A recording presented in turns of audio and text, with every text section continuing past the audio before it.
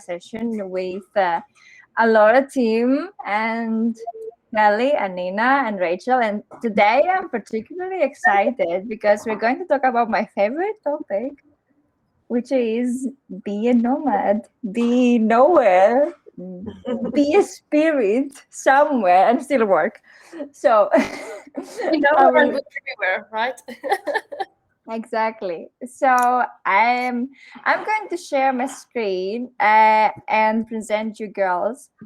Kelly, I'm very sorry I didn't include your slides, but everybody knows who you are. I'm not in this. I'm just here for support. I love you all. Have fun. Okay, I'm just going to share my screen. Let me know. There we go.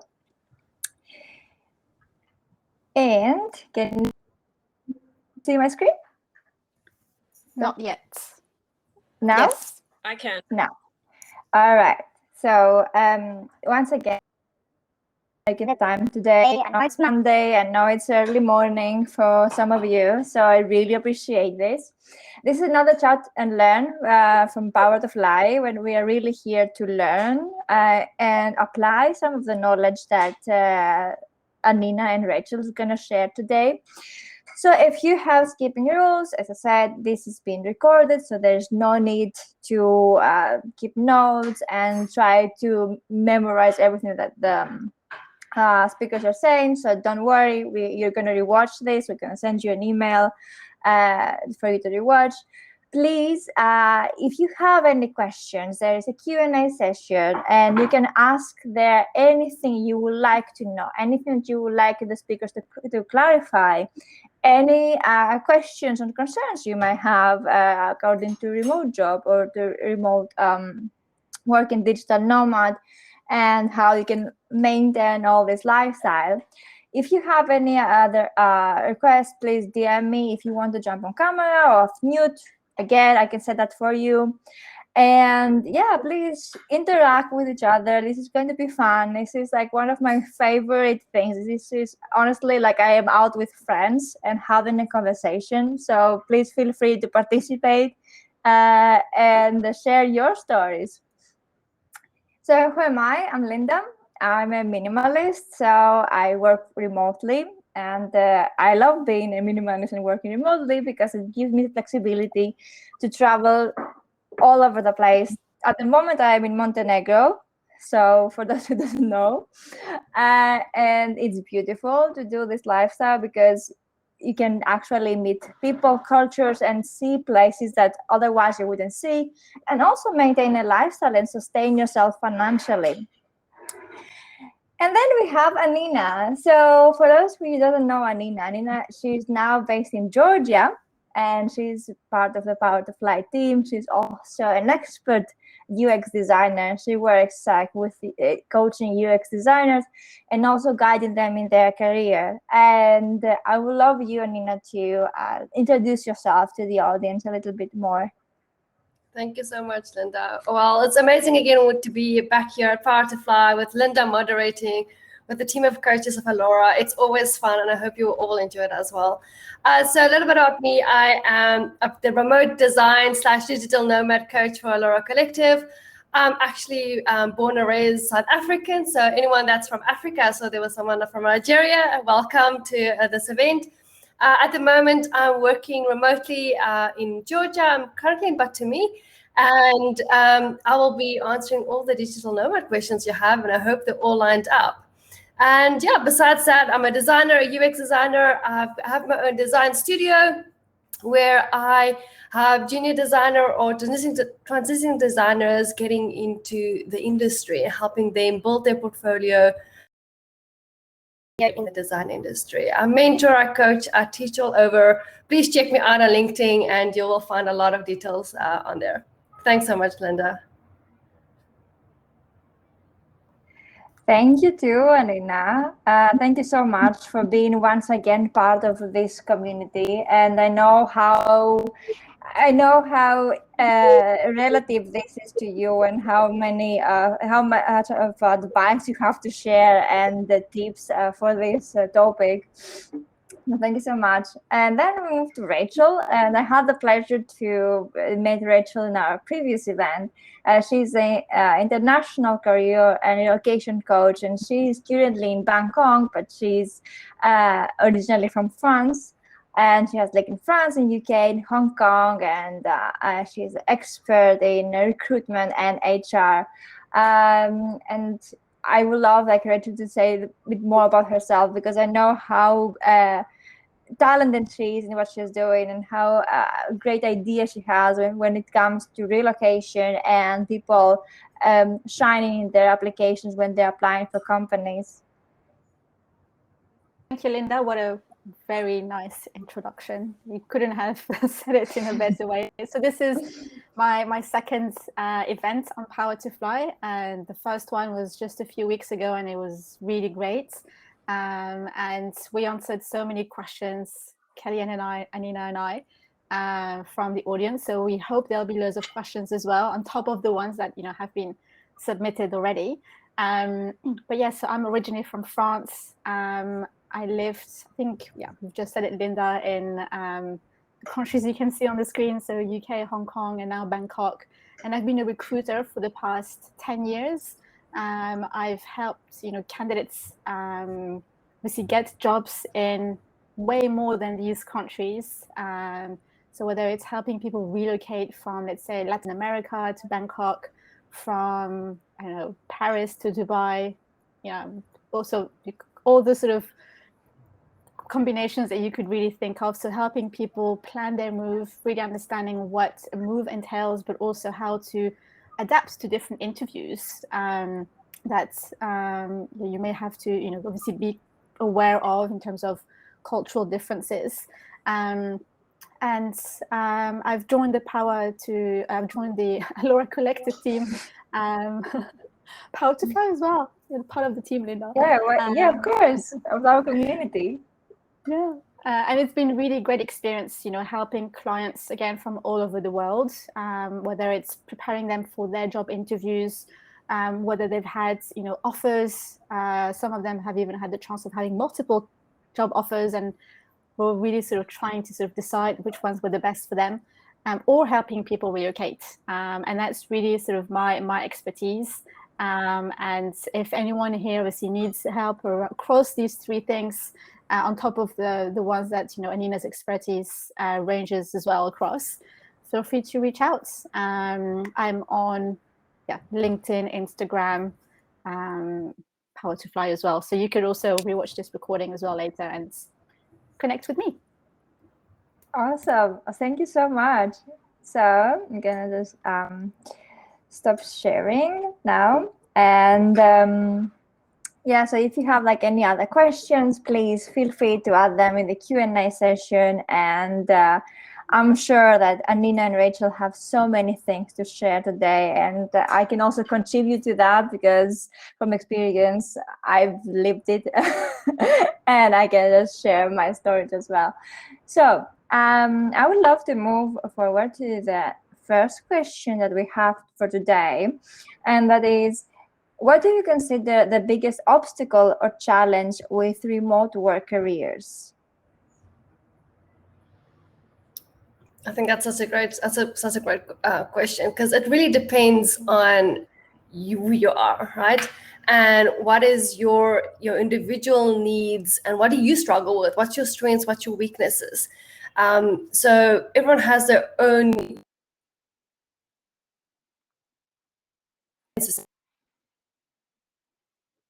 The great thing about, of course, working with us is we will tailor your strategy and your plan to overcome your unique challenges and your biggest obstacles to make sure that you can work remotely, of course. But I would say a common one would be definitely transparency and communication. That's the one thing that you almost have to be innately, right? You need to make sure you're visible when you work remotely, but in the same sense, not spamming your Slack channel every 5 minutes or giving this impression that you're always on, right? It's about showing the work that you deliver and not showing you're online all the time. And it's that balance that I think would be the biggest challenge for when I was going to stereotype for most remote workers. I don't know, Rachel, if you have anything to add to some of those obstacles. Yeah, I mean, and actually the ones you listed, are really relevant. Perhaps the ones that I've noticed myself as well. So as a remote worker now, I'm based in Asia, but I work with clients that are based in Europe.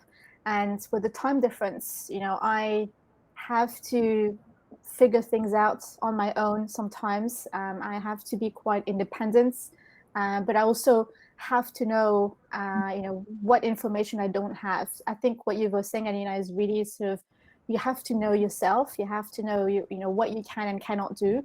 And it's also how you build that trust with clients as well, because they'll see that you're transparent, that you're honest as well.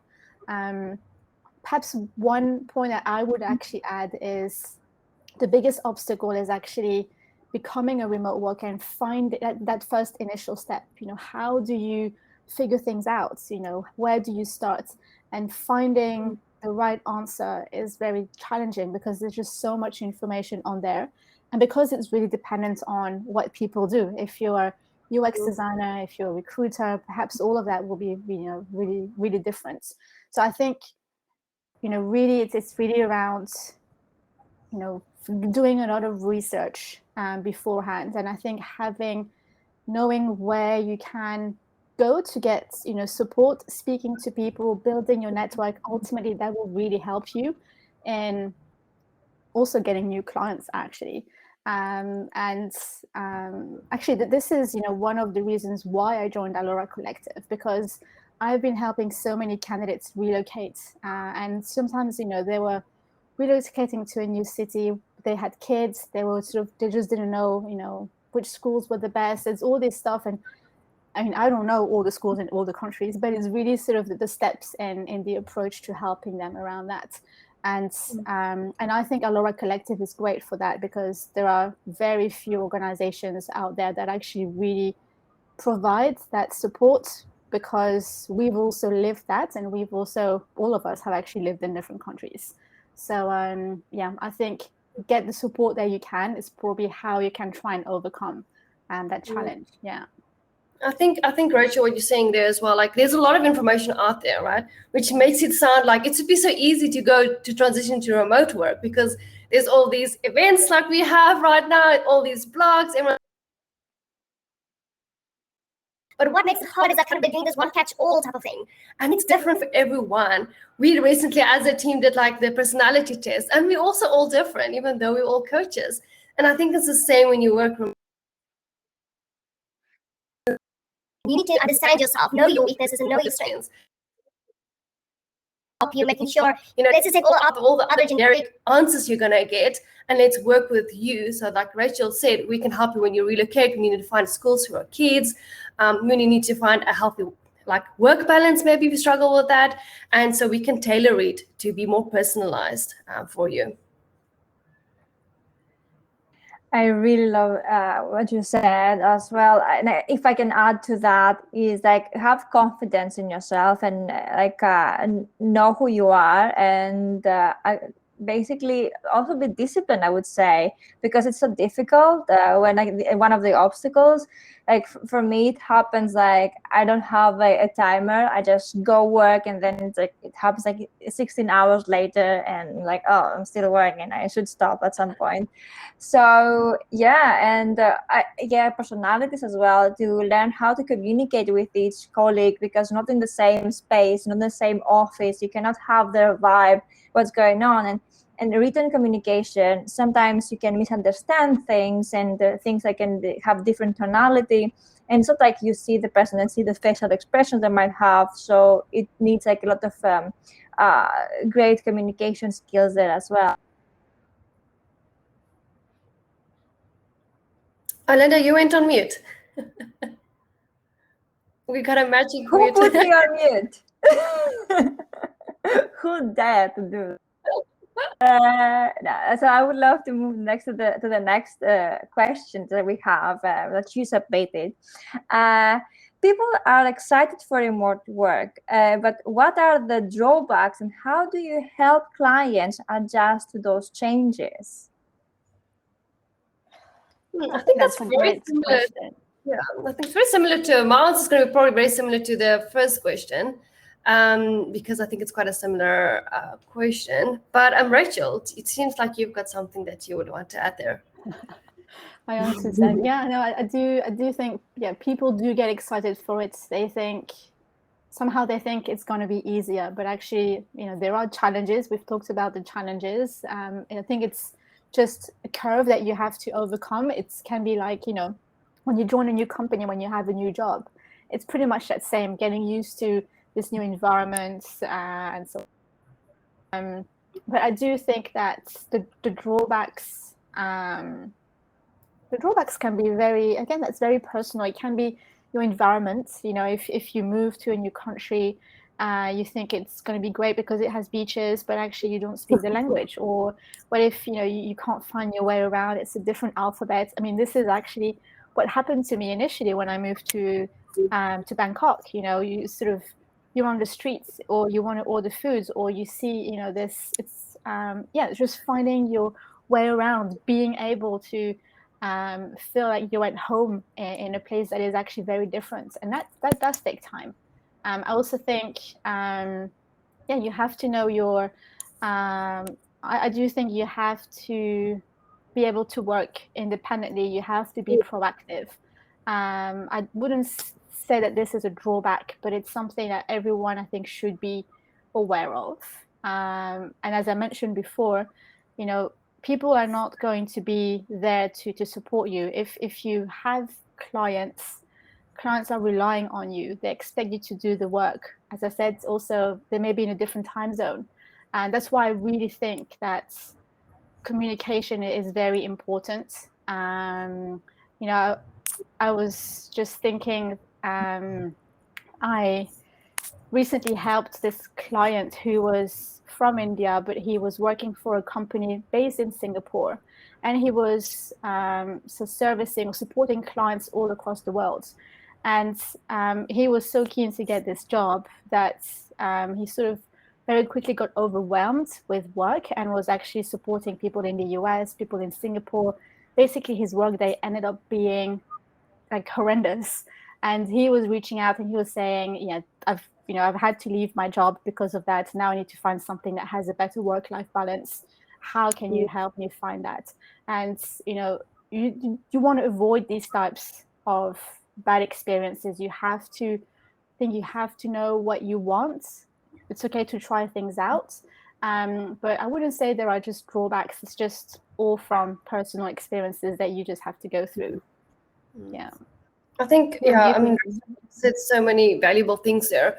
There's something on top of my head now that was about, so if you go, depends what you work for, right? You can work remotely in your country, in your state that's familiar to you. That's the easier part, right? And if you, of course, like Rachel's mentioned, if you go to abroad, it's a total different story. You don't have that support system. You need to learn a language. I'm also there with Rachel on not knowing the language, right? You don't have that support. But once again, for me, I don't see these things as drawbacks because it depends on how your mentality is and how you actually would be able to work with it, right? So you just need to be aware of what is your goal, what is your plan when you see remote work, and what does it mean for you and the company as well. And then you have to figure out there might be some drawbacks, right? They might require you to work certain time zone. And if you think about doing the digital nomad life and moving every 3 months, that might be a drawback for your company or for you, right? In terms of work-life balance, I think that's important because you can definitely burn out and overwork as a remote employee. That's definitely possible because there's no boundaries. There's no one telling you, oh, people, we're going to lunch, let's go on lunch, or let's have a break. There's no one telling you that. You have to have the control to make healthy decisions for yourself. And that could be a drawback because you were never used to making this decision for yourself. It's also positive things because it means like, oh, I have control over my schedule. I can do these things, but it doesn't come as natural as we think it is. Like those beach vibes, like I don't take my laptop to the beach. I don't want to have sand on my laptop. Like that doesn't sound realistic to me at all. But if you do that, great for you. But no, that would be for me a drawback. Like, I don't want to sit on the beach with my laptop. That doesn't sound good at all. So it depends on, once again, it's going to depend on what you do, who you work for, how you want to work for, what's your plan, what's your goal. But yeah, of course, there's a lot of things that might be challenging for you if you haven't done it before, like anything that's new.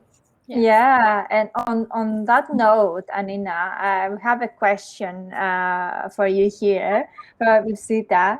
She says, in terms of remote work, could you characterize the differences between how UX team or UX roles function, product owners in Europe versus the US across settings like agencies, in-house, public sector, service design? Brent, I think that's like almost 3 questions in one. Well done for sneaking them all in.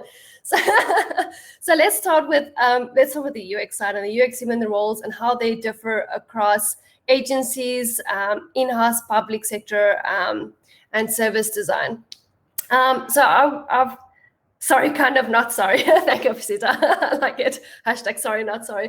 Okay, so I mean, it depends, of course, on the company, but let's be very broad here. Let's give you like a solid answer. So I've been in corporate, I've been in agencies, and I've been in the design sector, and I've actually worked in South Africa in the public health sector. So I've been in the public sector, but not in the US, of course, or in Europe in public sector, but in South Africa.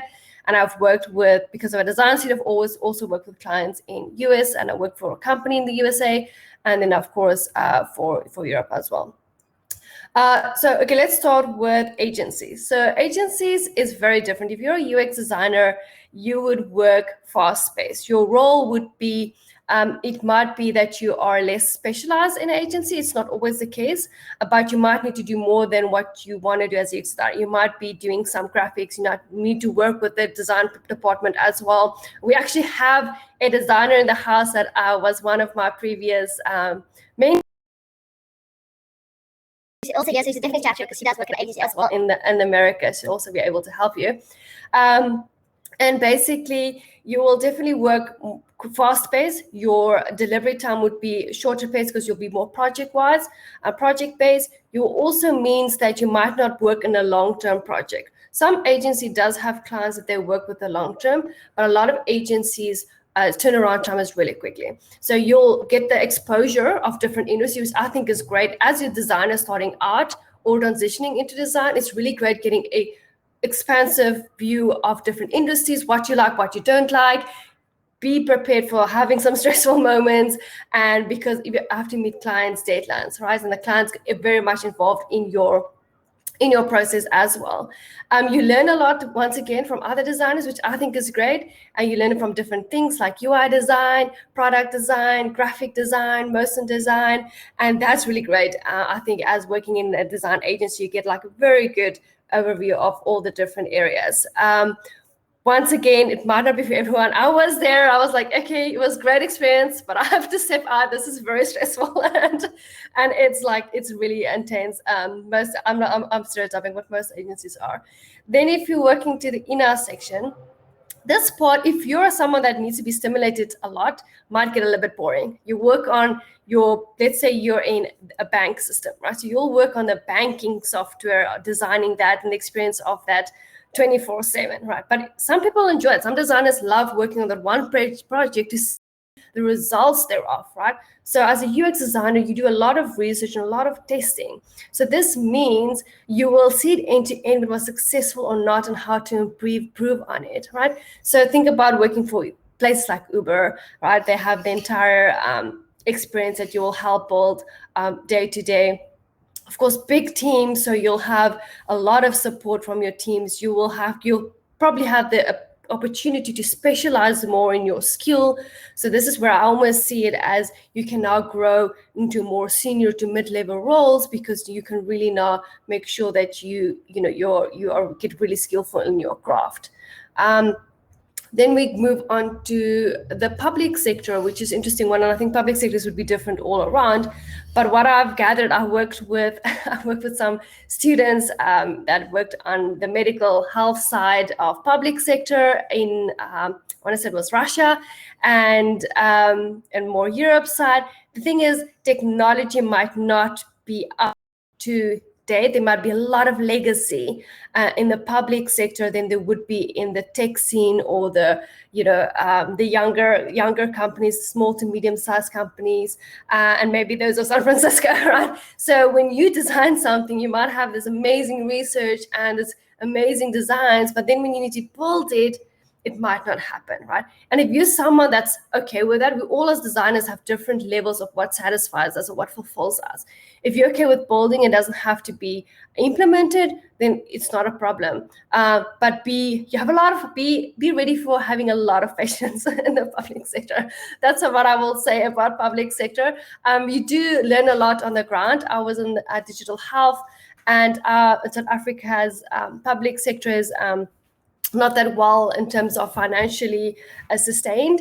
And I had the opportunity to work really on the ground with really poor communities and hospitals and see how it really was. And implementing something that actually changed that kind of sector is really fulfilling. Knowing that you're making a difference in the public sector to something positive, that I would say is rewarding. But yeah, you have to have a lot of patience in that one. And then in terms of service, you said public / service design. I'm actually going to mention something else which you haven't mentioned, because you said agencies in our public sector. I also want to mention startups. And I don't think startups get enough credit. And my design studio focus working on startups, so I love talking about startups. I think startups is great. You can work on one product, but it's very fast as well, so you get challenged. But you have to have a little bit more of experience in your skill, because you'll have to do a little bit of everything, because it's a small company, and of course it's based on funding, so there might be that risk. Of course, I get it, but I think startups with a shout out. And there's a lot of startups out there. I think if you're looking for roles, startups is probably a really good, more opportunities. Rachel, you can correct me if I'm wrong, but the startup scene is always booming.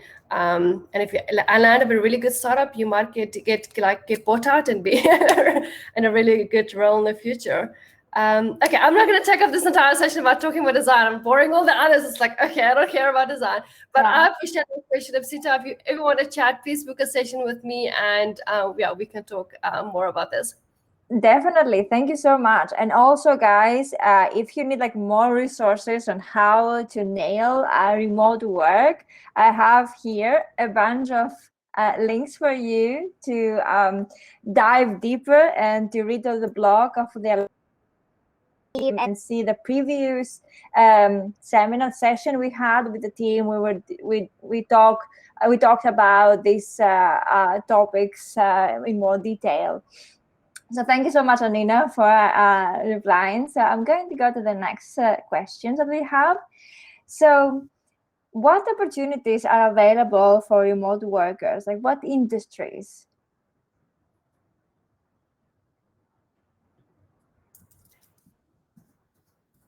Well, I would say pretty much anything that has to do with a computer, any sort of, I mean, there's so many things. And I guess from my experience recruiting remotely, sometimes when I recruit for remote roles as well, well, I would say tech roles are very much, I guess, dominating the market, whether it's sort of developers, product managers. There's definitely a lot of options out there. But I also think, from being a recruiter myself, that there are opportunities for recruiters. I'm not sure if anyone on here is actually a remote recruiter like me, but I definitely think it's actually a great job, because I get to speak to people all day. Initially, before starting into this, I was actually thinking, I'm not gonna have a team. It's gonna be quite boring. Well, I really enjoy this, but actually, I really do, because I speak to people, I help people every day, and guiding people. Well, obviously participating in events like this one as well. But I do think, industries we've talked about, startups. There's just so many. I see someone, or Anina here, putting Angel. Welcome for startups. LinkedIn is the best tool that perhaps most or everyone will have access to. But not sure if you have anything to add on this, actually, Anina. Yeah, I mean, there's a lot of there's I think it's hard. There's a lot of opportunities. It's not about the lack of opportunities. It's actually getting hold of those opportunities and actually making that impact, or getting that response back of the opportunities. And the industries, I focus a lot, of course, on design and the tech industry. So if you're in the tech industry, product owner, product managers, coders, developers, front end, back end, unicorns, designers, product designers. The tech field is, of course, a lot, but besides the tech field, there's so much more than just being in the tech. You can be assistants, virtual assistants, as well. And I think we can share we have free websites where you can actually look at remote roles, which we can actually post in the chat below, that you can find some roles as well. And to add on that, because I'm not coming from a UX design or a recruiter background, I just want to tell you that it's also possible to find remote work in other industries, such as in marketing. And when I first started working remotely, I couldn't find any jobs, or I didn't have this belief that I could find any jobs in marketing, because everything was so technical and so design, and I was not a designer. However, if you are great in communicating and you just have a computer and you have your skills, you can find also a job in marketing as a growth marketer, social media manager as well, and community management as well.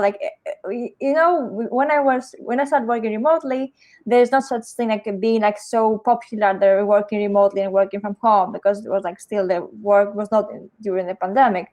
And then when suddenly everybody went remotely, all the opportunities went remote. So if you just have the skills to do any job on site, I believe that you can also do it remotely.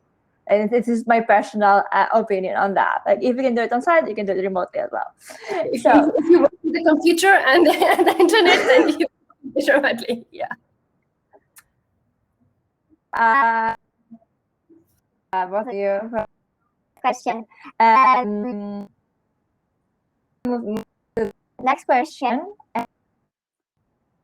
Here we have how do I secure remote work and or become a fully digital nomad? Cool. So I think we can split this question, and I'll focus on the digital nomad side, and Rachel can answer on the remote, because I think that's once again two questions. The designer in me likes to break things down into simple parts. I can't help it. Okay, so let's just quickly define, because I know we use these terms interchangeably, and they might be different things to different people and to different companies.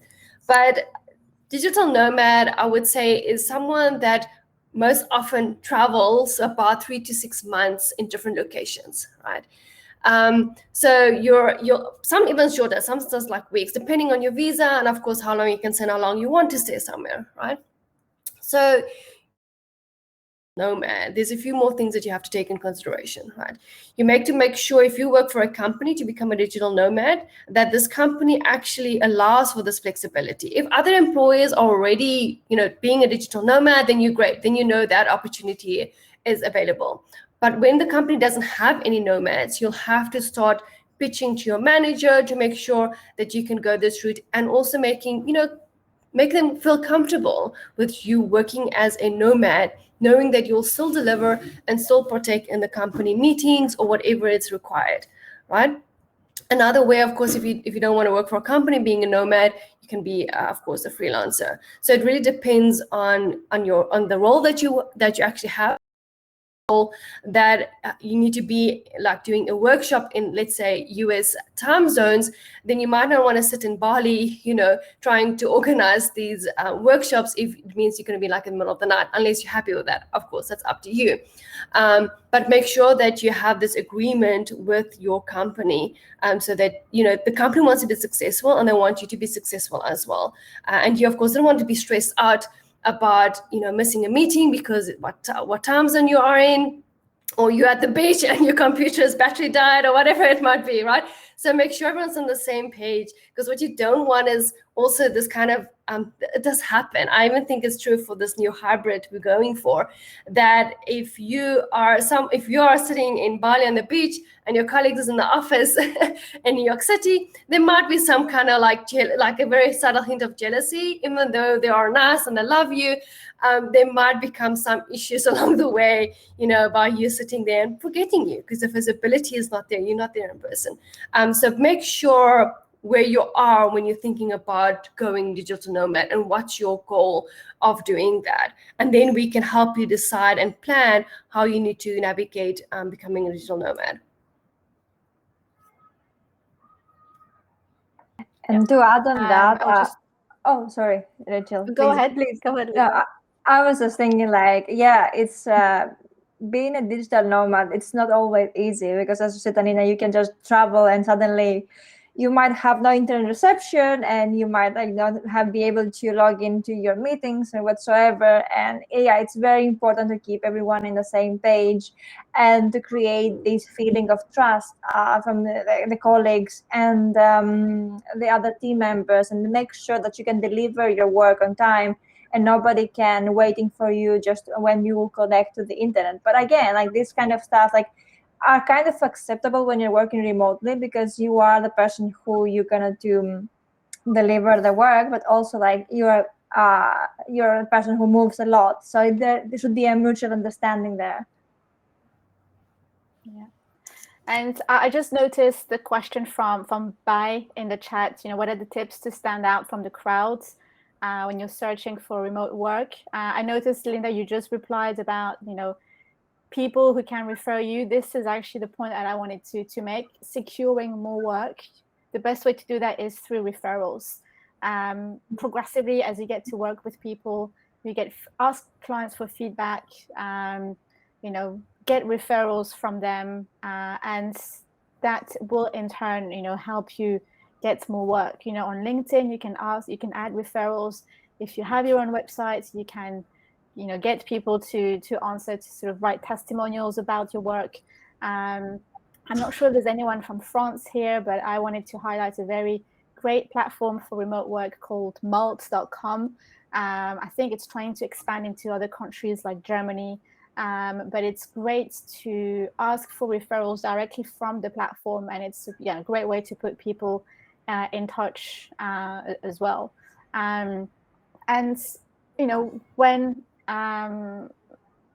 as a recruiter myself, I've had to, because part of my job is to contact people and get them to, to speak about a potential job, whatever it is. But when we think, or, when we actually look for jobs, we have to be quite strategic about our approach. We have to think about, how do we want to pitch ourselves? How can we create, our career stories? How can we approach the right people on LinkedIn? This approach to find a job is pretty much the same to secure more work, because this is how people will then feel convinced that perhaps, they want to give you a shot. So yeah, I actually think perhaps this is a new business idea. Maybe we should help people secure more remote work on top of what we already do. But that's just a side note. And on that, what kind of which resources would you recommend for finding remote work? So we've talked about a couple already, right? I've just mentioned Malt.com. We see Power to Fly is a great one. We cannot not mention it, Linda. Girls in Tech, LinkedIn, Indeed. There's so many actually. Remotive.io, I think that's also a great one. Anina's just listed them. I was actually just going to ask Anina if you knew other ones that perhaps I've missed. We talked about Angel List. We've just mentioned it as well before. Yeah. And for if you want community management, is this CMX.com, where it was it's only for community manager professional remote working. Great, awesome. So I'm open to working. Next question. I'm open to working remotely, but I don't feel like it's the best option in my area. Any advice? First, I think we're all wondering which area are we talking about. So, whoever asked that question, would be great if you are here and maybe just let us know in the chat which area you are. That would help us a lot. But not knowing that, let's just assume you wanting to work remote. My question would be, the idea of remote working is not location dependent. Although I know roles that would say remotely within the US or remotely within a specific time zone. So that will then determine if there's some of those requirements. But there are also companies that hire 100% remote, and it doesn't matter on which location you are. So I think it's hard to answer not knowing the area. And of course, and why would you think that is a current problem at the moment? Yeah, I think you've summarized it. Continue, Rachel. I think you've summarized that whole point, actually, Anina. It's hard to really answer without knowing exactly. I think if we were to sort of assume and take all sort of different types of scenarios, we'll probably be here for the next 4 or 5 hours. But if the person who asked the question is here on the chat, feel free to write it down, and we can still take it up now or a bit later, actually, in the call, in the event. Amber says time Alaska, time zone and climate. Well, actually, what you mean about climate?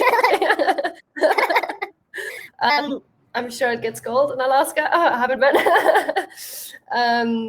Yeah, I mean, once again, like Kelly also mentioned in the chat now, usually when there is anything that limits you, it is the time zone that you're in.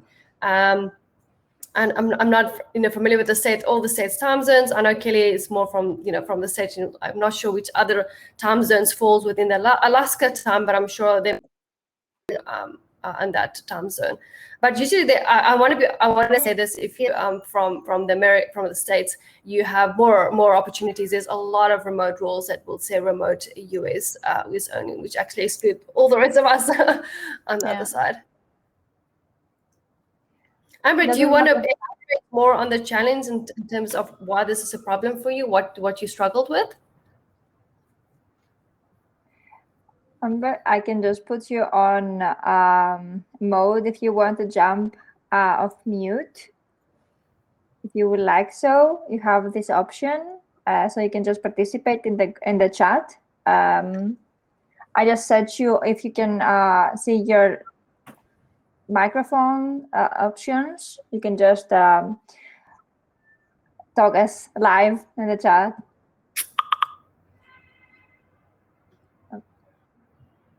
Okay, let's maybe go to the next question while we wait. Okay, wait. Yeah, Amber said something. She said, I guess it's a completely of the dark winter months. I think Amber, maybe the best year would be for you to book a session with us, and then we can maybe discuss this a little bit more in detail. So then we can move on to the other questions, Linda. Definitely. So thank you so much. The next question. How do you maintain work and life balance? I love that question. That's a great one. Yeah, because that's so loaded, right? And that all depends on what you define as a work-life balance, right? I used to say that I don't believe in work-life balance because I was like, there's only one life, and part of life is different categories. You have work, you have hobbies, you have health, you have socializing. And that's one thing, because I don't think it's like you don't want to balance work and life. You want to equally spread your intention, what brings you energy in different areas. And I said equally, but I don't mean equally. Like you actually want to make sure that you spend quality time in different sectors, and doesn't have to be equal, right? You don't spend as much time on a hobby that you would on work. So I don't think that's realistic. But if we go by the general goal of work-life balance, I'm assuming the question is more, how do you not burn out, don't overwork, and make sure that you actually can get, time off, relax, and do the things that you enjoy. And I think it's going to be a tough answer because it's up to you. You're in control of that. you have the control over your schedule. The I would say is take your calendar. If you use Microsoft or Google Calendar, and you block out slots in your calendar like you would a meeting, and say, well, 3 to 4 p.m. I'm playing time with the kids, and that's non-negotiable. And you commit to that. It's up to you to decide that and actually follow through on that. So you have to say, this is my time I'll spend with my kids, or I'll go for a run, or whatever you see as something that makes up your work-life balance. Another thing to mention here as well, a lot of times if you work for a company, you might have less control over your schedule happening all around your day. Make sure you communicate with your team that, between this time, this is when I'm going out, I'm not online. So you don't just go MIA and people's like, oh, what happened to Rachel? She's just gone. She's not doing her work. Where is she, right? Just setting up those expectations up front. So I think, there's a lot of tips in work-life balance. It is in your control. You have to make the decision to do the things that is going to be healthy for you and you don't burn out. But sometimes we're so in the forest because we are under pressure. There's a lot of work. My boss is looking for this, and you just work all out. And it can go very bad for you, and you can burn out really quickly, especially as a remote worker. And I would say, please make sure that you have some support system, some check-in with someone that says, hey, Rachel, I think you're overworking, right? Why am I seeing messages at 2 a.m. in the morning from you? This is not acceptable. You need to go to bed. We need you to be your best, and you can't be if you're overworked. So you need some almost accountability partner if you're working remotely, because someone's got to tell you. Sometimes you just can't see it for yourself, and you need someone to tell you, hey, let's just take a step back.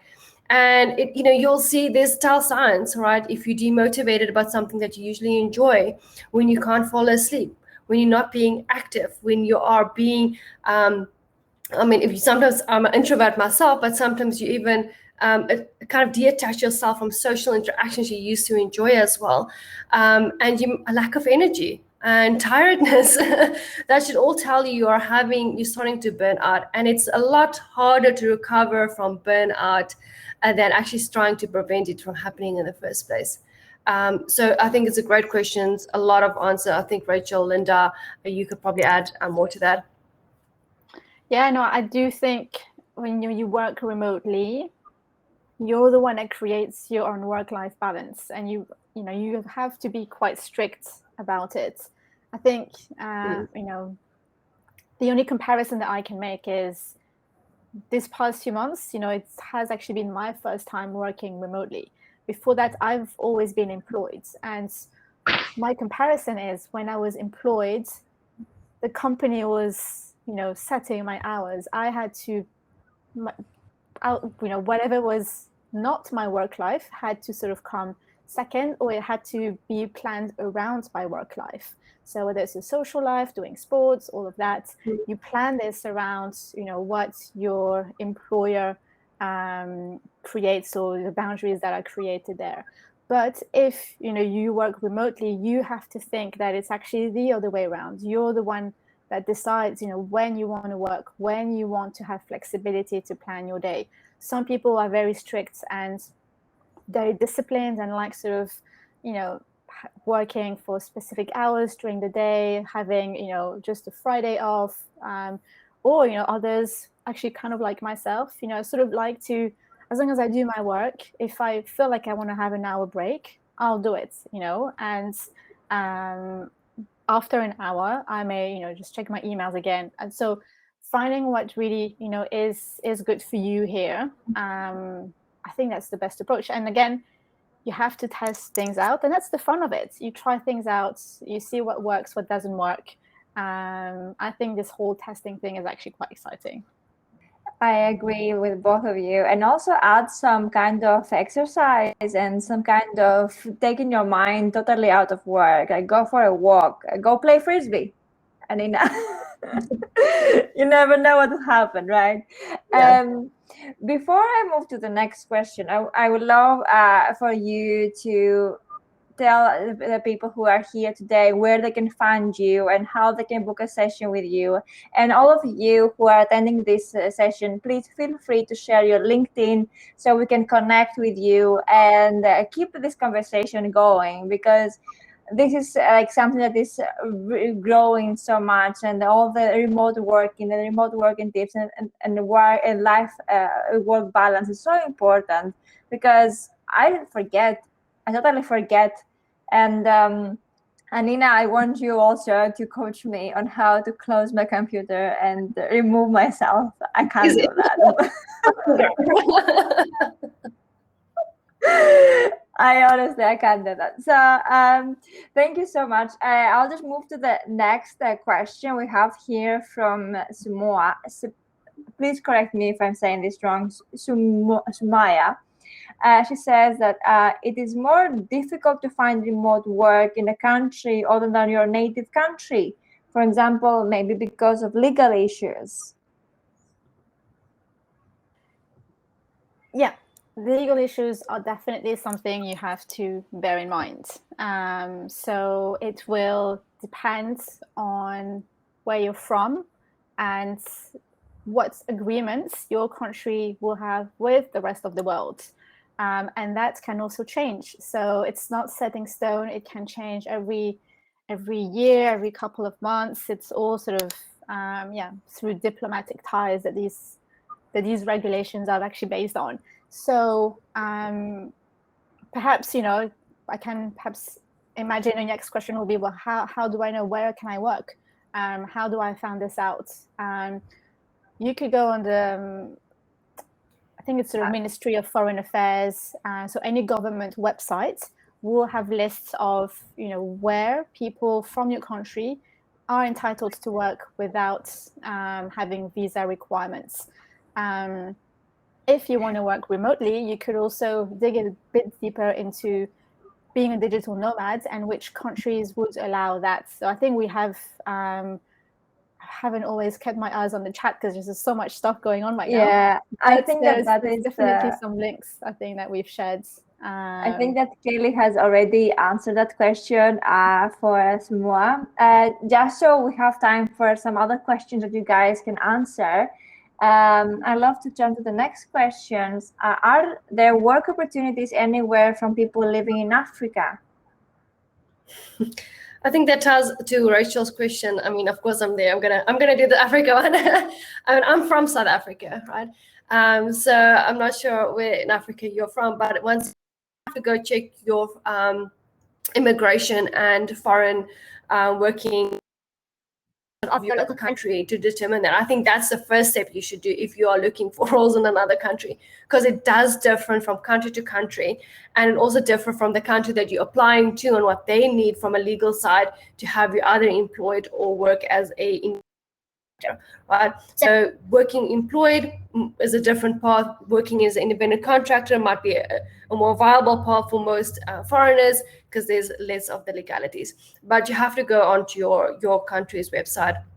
I think I know for Africa, I'm speaking for South Africa, it was much harder. There's different regulations and different things that you have to go through, but there's of course opportunities. It's not to say it's not available. Just make sure that you know what's available, and then you focus on those jobs so that you don't put yourself up for failure. Right? You want to succeed, to apply for the roles that you have a possibility to apply for.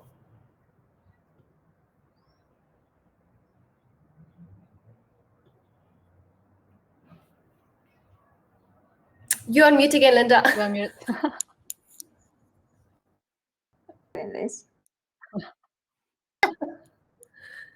We're gonna have a party without Linda. Yeah. You're on mute again, though. Yeah, or still.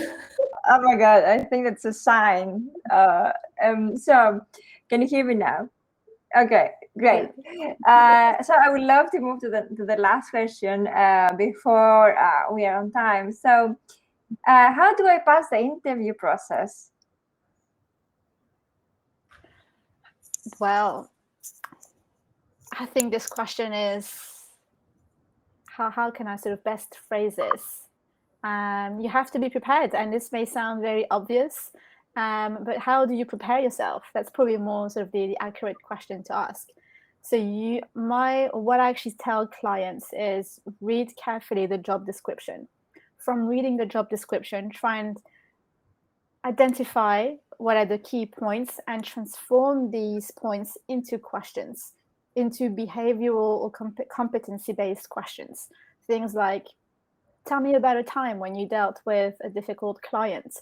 And actually, even if you just Google competency-based behavioral type of questions, whether it's finance, marketing, customer service, there'll be a lot of examples. I'm not going to elaborate on that because I could go on forever, but I would say the second point is do research on the company, obviously. Try and obviously look at who you'll be interviewing with, the LinkedIn profile, just check them out. Just Google their names, see what they are, what they've done. And I would also say prepare compelling questions, really ask good questions. More often, and I would probably say 80% of the time that I have an interview, the candidate does not ask any question. And this is kind of a red flag, really. No matter, your level of seniority, you have to ask questions. Just really do a lot of research. It can be about the role, about company culture. It can be about a bunch of things. When I say compelling questions, it's not like, what will be my working hours? I think really asking a bit more around, what is the team like? What are the challenges in the team right now? Can I work remotely? What are the possibilities for that? And the reason why I suggest these things is because you have to know what you're looking for. You have to know what your aspirations are. You have to know what your expectations are as well, so that you can ask good questions. If you want to, in a year from now, if you want to relocate to, I don't know, let's say Georgia, you have to ask that question now, will I be able to relocate to Georgia? How can this happen? And of course, you also need to practice. So this is there are loads of different components really in that question. I would say, you can book a session with us. It's probably the easiest answer. If you book a session with us, we can really sort of target what you need to work on. Some people are great at interviews. Other people are great at doing company research. So whatever you feel you need work on, we can really help you with that.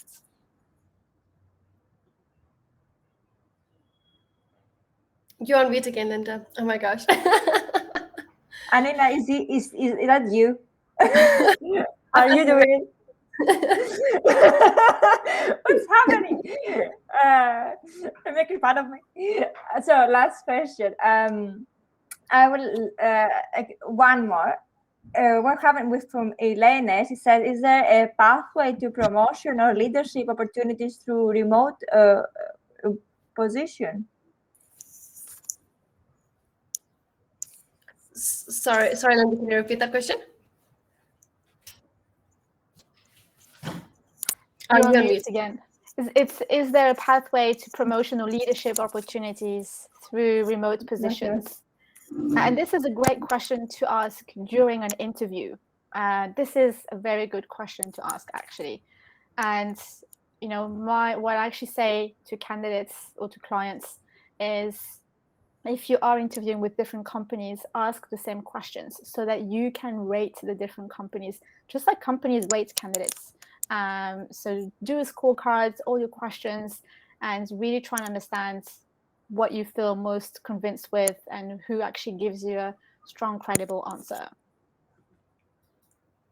So thank you so much. So we have like 1 more minute, and I would like to thank you so much and to remind all of you like how they can stay in touch with you guys again, like how they can book a session. Please feel free to book a session with Alora Collective team. I know from personal experience, honestly, how helpful and how great they are in their coaching methods. Like, I felt like I was very good understood and heard from this team, and I'm really, really grateful for all three of you, and Kelly, Anina, and Rachel, I'm deeply grateful that you have personally helped me grow in my career so far. And thank you so much for that. Great. Can I just add, actually, yeah. just on that point, Linda, because what you've said is, about that personal experience. That's really, how, there's no answer that fits everyone. It really has to be personalized, and that's how, our sessions are just one-to-one. We can record sessions as well if you want. You can also book a free session. We have a 30-minute free session to anyone that wants to try that. But we also have loads of free resources on our blog, success stories from clients. So we've just had a very positive feedback right now from Linda. But and as Kelly's just added there on the chat, connect with us, follow us, send us messages, and we're more than happy to help. Yeah, I think so much. Yeah, I think, let's thank you so much for everyone joining. And of course, also Linda for taking the time with Power to Fly to help us create this community and giving all this advice.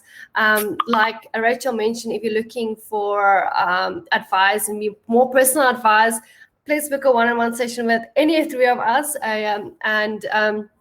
You can, of course, go to the website, book the session. And of course, on our website, you'll have a lot of free resources. We love giving free things out. I'm not sure why. We're just very generous. So you'll find articles on our blogs that will help you out in your job search, or even a design portfolio.